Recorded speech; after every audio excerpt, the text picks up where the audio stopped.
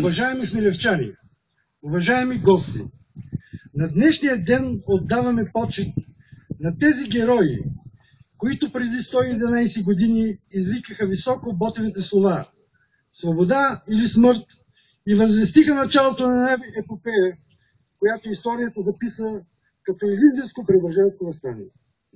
Българите от Македония и Одринско, огнетени от решението на срамния Берлински договор, възстанаха, за да са свободни така, както бяха свободни техните братя и сестри в свободната вече България, и със своята героична саможертва показаха на Европа величието на своя дух и българската идея за съединение.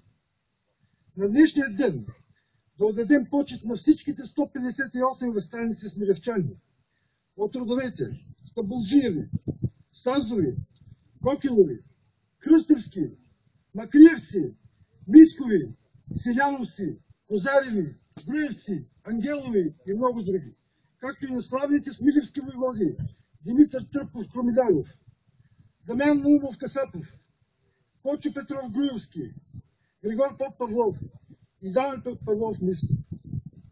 Да почетем паметта и на невинно загиналите майки, жени и деца смилевчанки, поели поравно и героично тежестта на делото на своите мъже.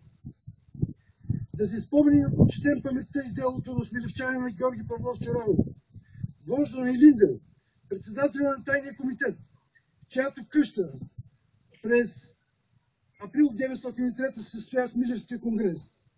Там в Чорановата къща, където беше по-късно главният щаб на въстаниците, се бяха събрали Дамян Груев, Атанас Лозанчев, Тома Николов, Никола Калев, косурчаните Васил Чекаларов и Пандо Кляшев, още Лука Грубчев, Георги Папанчев, Петър Ацев и Славей Кралстов.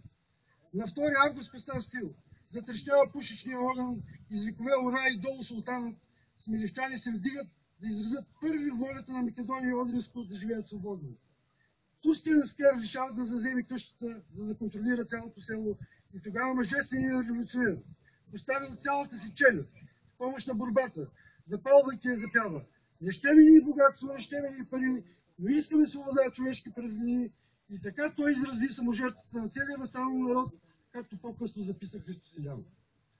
На днешния ден да славим и почитаме паметта на Козма Георгиев Чоранов, 16 годишния най-млад смилевски въстанник, държавал се в четата на Даню Мисков, по-късно учител в Солунската българска гимназия, организационен секретар на ВМРО Иван Михайлов от 1925 до 1934 година, както и на Елена Георгиева Чоранова, излезла в знамето на смилевските въстаници само 14 годишна Смилевската райна княгиня.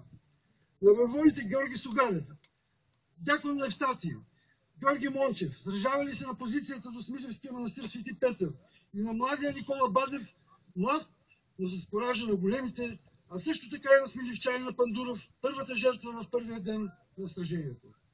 Днес поставяме цветя за признателност и почет на Дамян Йованов Груев, създателят и идеологът на ВМРО през 893, по-късно прераснали в ТМОРО и ВМРО. Да запазим завета, който са оставили нашите предци. Да живее България, да живее Македония!